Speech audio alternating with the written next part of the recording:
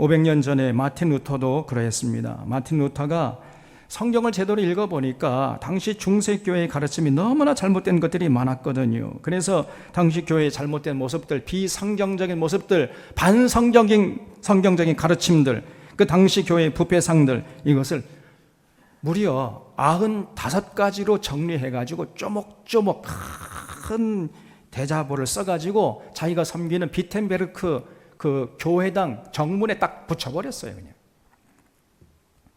당시 루터는 교회를 개혁해야 되겠다는 생각은 눈끝만큼도 없었습니다. 다만 루터는 지금 교회가 가르치고 있는 것들이 잘못된 것들이 많기 때문에 이런 것들에 대해서 다시 한번 생각해보자, 이런 뜻에서 대자보를 붙인 건데 웬걸 기다렸다는 듯이 개혁의 불길이 그냥 활화산처럼 타올랐던 거예요. 그래서 유럽 사회가 발칵 뒤집혀버린 것입니다. 그래서 이 루터가 본의 아니게 개혁의 선봉장에 설 수밖에 없었던 거예요. 그러니까 이제 또 당시에 교회의 모든 권위를 한 손에 쥐어주고 있던 이 로마 교황청에서는 루터가 이제 눈의 가시였죠. 어떻게 하든지 간에 루터를 잡아 죽이려고 그렇게 눈에 불을 켜고 달려들었던 겁니다. 그래서 여러 가지 책 잡으려고 여러 가지 질의서를 루터에게 보냈어요. 그래서 루터가 그 로마 교황청에서 보낸 그 질의서에 대해서 충실하게 답변을 잘 만약에 못하게 되면 그 자리에서 파문을 당하고, 그러면요 중세 때 파문당한다는 것은 죽음을 의미했던 것입니다, 여러분.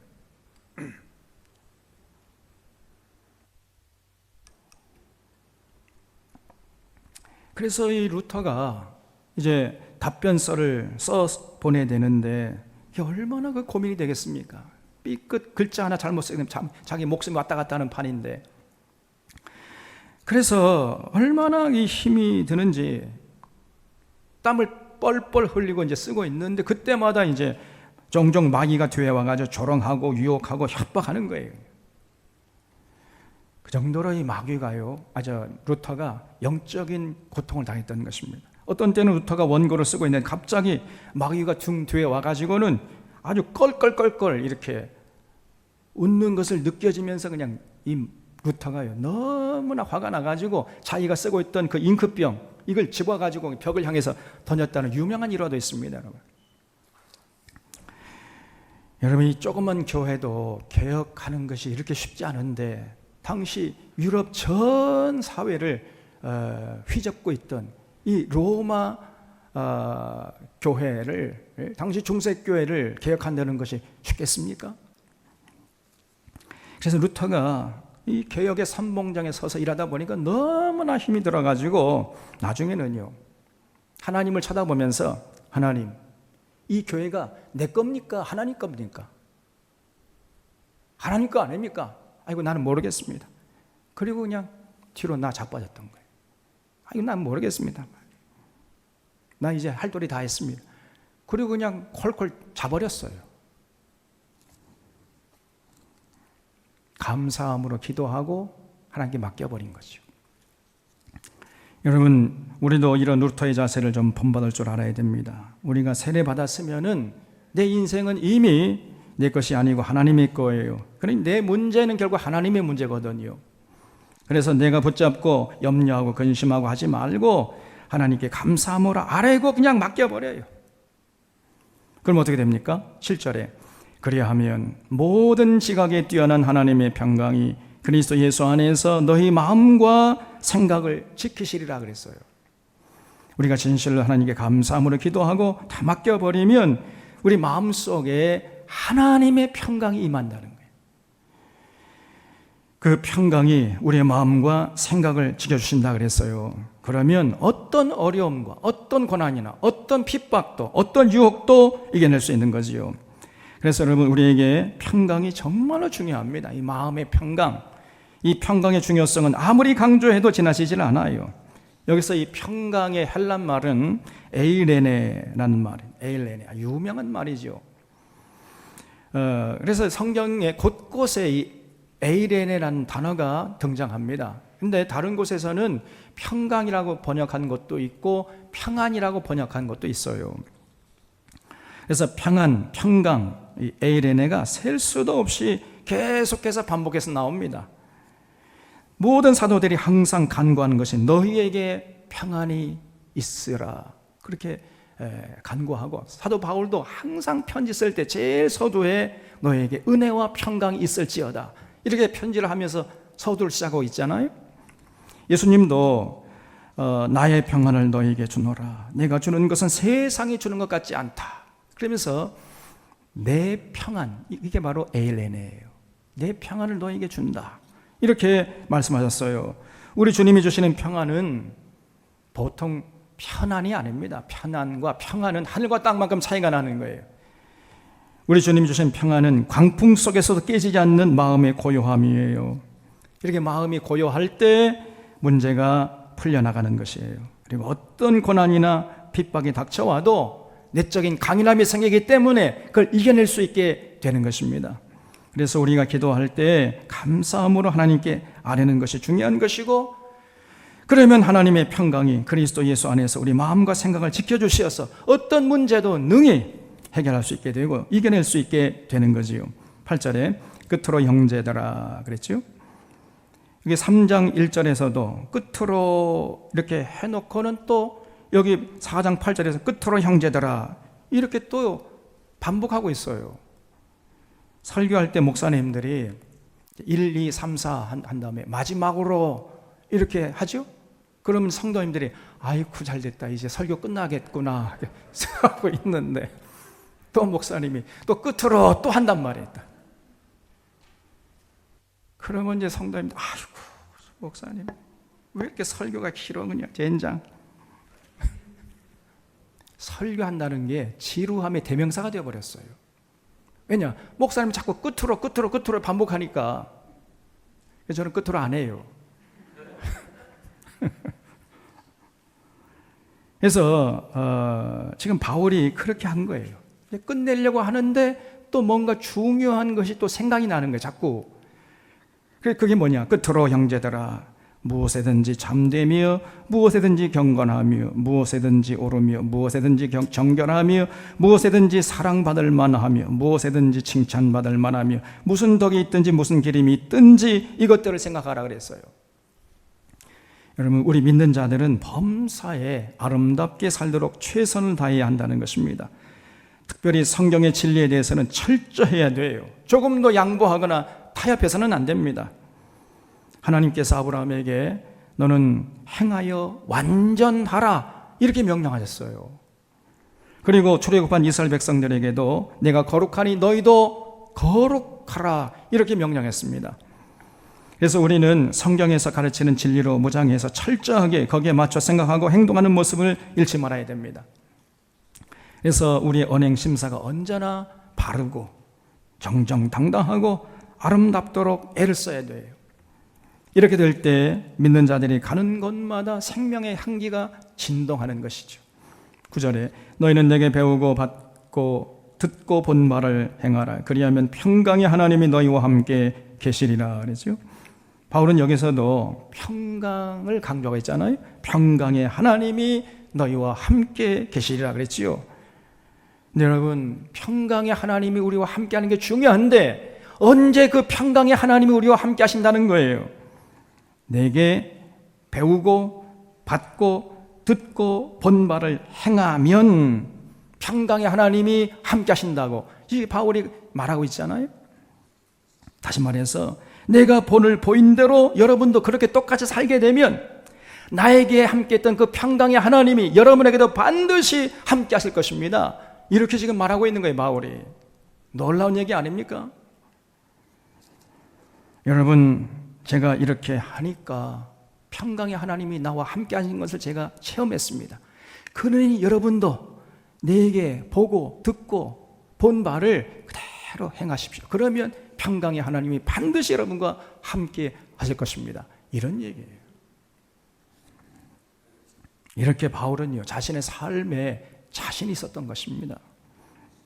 그래서 언제나 바울은요, 범사의 교인들의 본이 되었던 거예요. 본이. 그런데 예수님 당시에 서기관들과 바리새인들은요, 말은 번지르르 잘 하는데 전혀 삶의 본이 되지 못했던 거예요. 그래서 예수님이 말씀하시기를 서기관들과 바리새인들이 모세의 자리에 앉았으니 그러므로 무엇이든지 그들이 말하는 바는 행하고 지키되 그들이 하는 행위는 본받지 말아라, 이렇게 가르쳤습니다. 그들은 말만 하고 행하지 아니하며 또 무거운 짐을 묶어 사람의 어깨에 지우되 자기는 이것을 한 손가락으로도 움직이려 하지 않는다, 이러면서 당시의 서기관들, 바리새인들, 율법학자들, 이런 사람들을 아주 신랄하게 비판하셨던 것입니다. 예수님이나 바울은요, 전혀 그렇지 않았거든요. 언제나 자기가 먼저 본이 됐어요. 그리고 난 다음에 여러분, 나를 통해서 보고 듣고 배운 바를 그대로 하십시오. 언제나 먼저 행하고 나를 따르라, 이렇게 말씀하셨던 것입니다. 그래서 우리 기독교는요, 나를 따르라지 절대로 돌격 앞으로 해서는 안 돼요. 먼저 지도자들이 솔선수범하고 나서 교인들에게 따르고 본받으라고 해야 하는 것입니다. 우리 사론교회는 이 바울의 권면을 마음에 새기고 언제나 실천하는 자들이 되어주시기를 주님의 이름으로 부탁드립니다. 그럴 때 교회가 평안하고 하나님의 평강이 언제까지나 우리와 함께 하실 것입니다. 여러분, 이렇게 바울이 이제 9절까지 해서 사랑하는 빌립보 교인들에게 너무나 참 부드럽게 권면을 한 다음에 10절부터는 아주 사적인 문제를 언급하고 있어요. 10절에 내가 주 안에서 크게 기뻐함은 너희가 나를 생각하던 것이 이제 다시 싹이 남이니 너희가 또한 이를 위하여 생각은 하였으나 기회가 없었느니라 그랬죠. 이게 무슨 말인가 하면은 빌립보 교인들이 항상 선교 후원금을 바울에게 보냈는데 그러다가 한동안 뜸했다는 거예요. 왜 뜸했느냐? 유오디아와 순두계가 서로 다퉜잖아요. 그러니까 지금 바울에게 선교 후원금을 보낼 겨를이 없었던, 여유가 없었던 것입니다. 그러다가 바울이 이제 옥에 갇혔다는 소식을 듣고 빌립보 교인들이 가슴을 치면서 회개한 거예요. 우리가 존경하는 바울 선생님은 복음을 위해서 헌신하다가 감옥에 갇히기까지 했는데 우리는 이렇게 편하게 예수 믿으면서 싸움이나 하고 있으니 이게 되겠는가? 그러면서 이제 위로금을 모아가지고 에바브라디도 목사님을 바울에게 보냈던 거죠.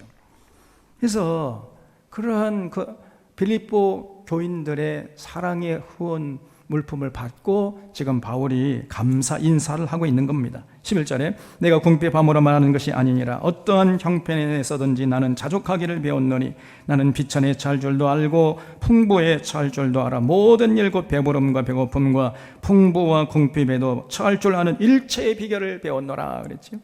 거기 풍부와 궁핍에도 처할 줄 아는 일체의 비결을 배웠노라에 줄을 쳐주시기 바랍니다. 정말 이 말씀 속에서 생명의 향기가 진동하잖아요. 제가 이 구절을 따라서 오늘 설교 제목을 풍부와 궁핍에 처할 줄 아는 삶이라고 제목을 달았습니다. 바울은요, 정말 어떤 형편에도 대처할 수 있는 비결을 체득한 사람이었어요.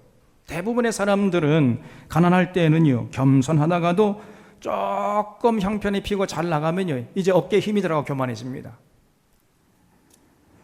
이런 사람들은, 이렇게 가벼운 사람들은 결코 하나님께 쓰임받지 못해요.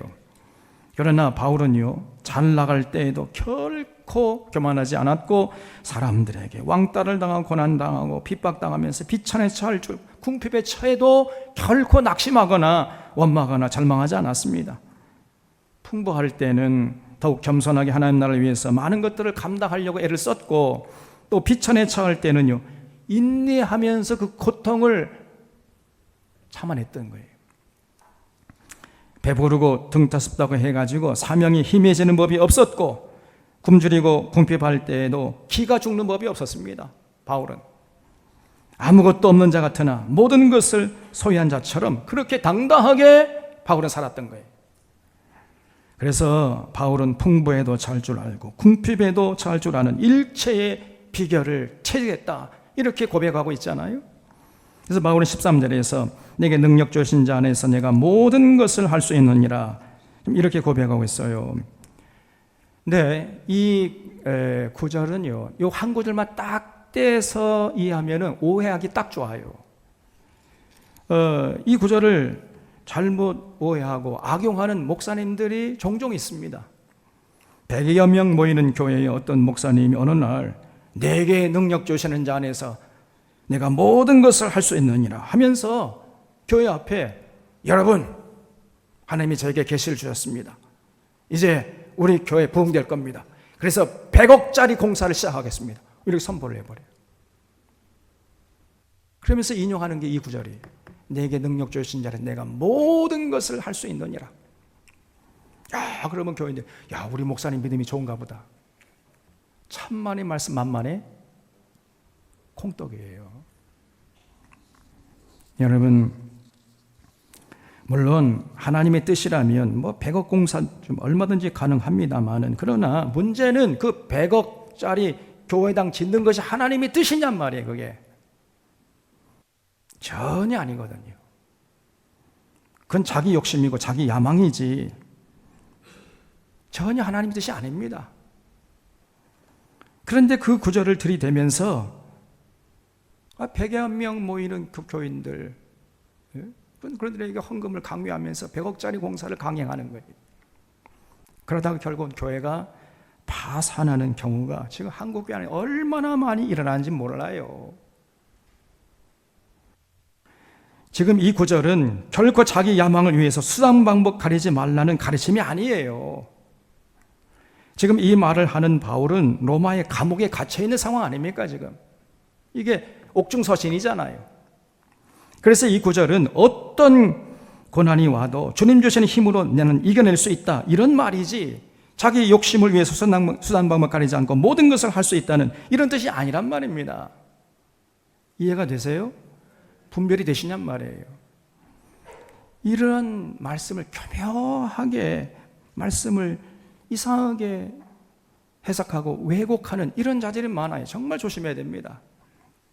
14절에 그러나 너희가 내 괴로움에 함께 참여하였으니 잘하였도다. 빌립보 사람들아 너희도 알거니와 복음의 시초에 내가 마케도냐를 떠날 때 주고받는 내 일에 참여한 교회가 너희 외에 아무도 없었느니라 그랬죠. 그러니까 빌립보 교회는 처음부터 바울의 사역의 가치를 알고 지속적으로 선교 후원금을 보내줬다는 거지요. 그러니까 빌립보 교회가 바울의 사역에 굉장히 큰 힘이 되어줬던 것입니다. 16절에 데살로니가 있을 때에도 너희가 한 번뿐 아니라 2번이나 나의 쓸 것을 보내줬다 그러죠. 이 바울은 데살로니가에서 그 사도행전에 보면은 3주간 머물렀다고 기록하고 있어요. 3주간 머물렀을 뿐인데 그동안에 빌립보 교인들이 바울에게 선교에 필요한 재정이나 물품을 몇 번 보냈다고요? 몇 번 보냈다고 됩니까? 돼 있습니까? 2번씩이나 쓸 것을 보내줬다 그러잖아요. 한 번도 아니고 2번씩이나.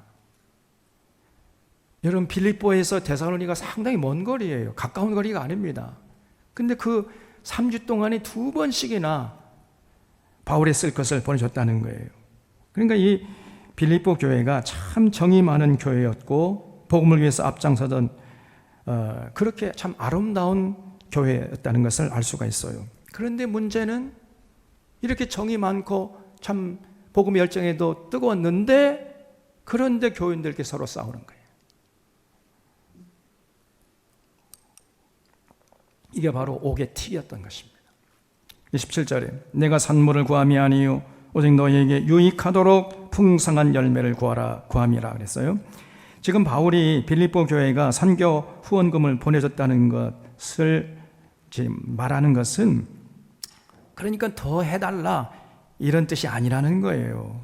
오직 빌립보 교인들의 그 생활이 더 풍족해지기를 바란다는 거지요. 18절에 내게는 모든 것이 있고 또 풍부한지라 에바브로디도 편에 너희가 준 것을 받음으로 내가 풍족하니 이는 받으실 만한 향기로운 제물이 하나님을 기쁘시게 한 것이라 그랬죠. 왜 지금 바울이 모든 것이 풍족하냐? 이미 빌립보 교회가 에바브로디도 목사님 편에 보내준 것이 있기 때문에 풍족하다는 것입니다. 그러니까 이 빌립보 교회가 에바브로디도 목사님에게 아주 그 바울에게 보낼 큰 선물 꾸러미를 이렇게 하나로 안겨가지고 보냈다는 것을 알 수 있잖아요. 정말 이 빌립보 교인들이 정이 많은 교회였어요. 그래서 바울이 거기에 대해서 감사하고 있습니다. 19절에 너희 하나님이 그리스도 예수 안에서 영광 가운데 그 풍성한 대로 너희 모든 쓸 것을 채우시리라. 그렇죠? 여러분, 우리가 하나님이 기뻐하시는 뜻을 이루기 위해서 우리의 시간과 물질을 나누잖아요. 그러면 하나님께서 반드시 그 사람에게 더 풍성하게 채워주신다는 겁니다. 날마다 이런 체험했던 사람이 바울이에요. 20절에 하나님 곧 우리 아버지께 세세 무궁토록 영광을 돌릴지어다. 아멘. 그리스도 예수 안에 있는 성도에게 각각 문안하라. 나와 함께 있는 형제들이 너에게 문안하고 모든 성도들이 너에게 문안하되 특히 가이사의 집사람들 중 몇이니라. 주 예수 그리스도의 은혜가 너희 심령에 있을지어다. 그랬죠. 거기 특히 가이사의 집사람들 중에 몇이니라에 줄을 쳐주시기 바랍니다. 원래 이 가이사라는 말은요, 한 개인의 이름이었습니다. 고유명사였어요. 근데 나중에는 황제라는 뜻을 가진 보통명사로 바뀌어버린 겁니다. 그래서 지금 이 가이사의 집 사람들 중 몇이 문안한다는 것은 로마 황제궁에서 거처하는 로마 귀족들 중에서 몇 사람이 이미 바울을 통해서 복음을 듣고 예수님을 영접했다는 거예요. 그 사람들이 지금 빌립보 교인들에게 문안 인사한다는 것입니다. 그러니까요, 바울이 로마 감옥에서 2년 정도 감옥에 갇혀 있었잖아요. 근데 그동안에 벌써 로마 황제에 있는 귀족들에게까지 복음을 전했다는 거예요. 대단하지 않습니까? 바울은 로마 감옥에 갇혀 있으면서 절대로 기가 죽지 않았어요. 오히려 더 열심히.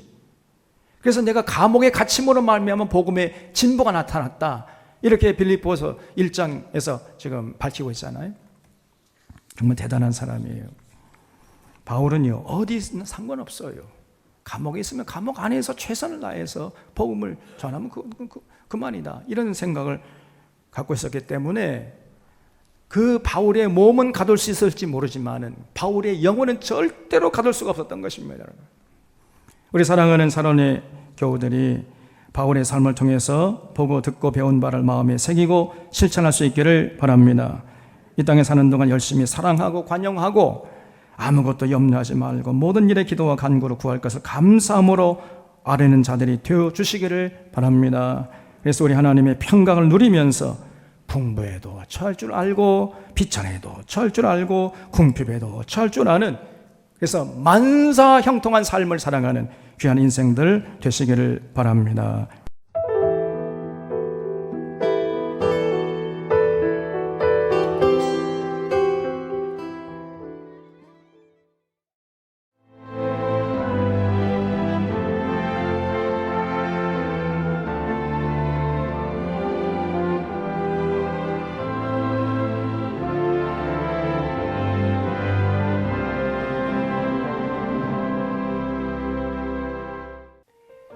CBS를 사랑해 주시는 전남 지역 청취자 여러분, 안녕하십니까? CBS 재단 이사장 꿈의 교회 김학중 목사입니다.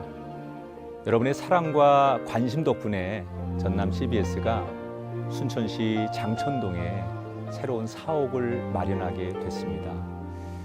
이 방송국 사옥이라는 것은 단순히 건물을 짓는 의미에 지나지 않습니다. 전남 지역 복음 전파와 특별히 다음 세대를 위한 미래 비전을 세우는 일입니다. 코로나19로 모든 활동이 중단되고 또 관계가 단절되는 상황이지만 우리 CBS 방송만큼은 우리의 발길이 닿지 않는 곳까지 구석구석 하나님의 말씀을 전하는 위대한 힘을 지니고 있습니다.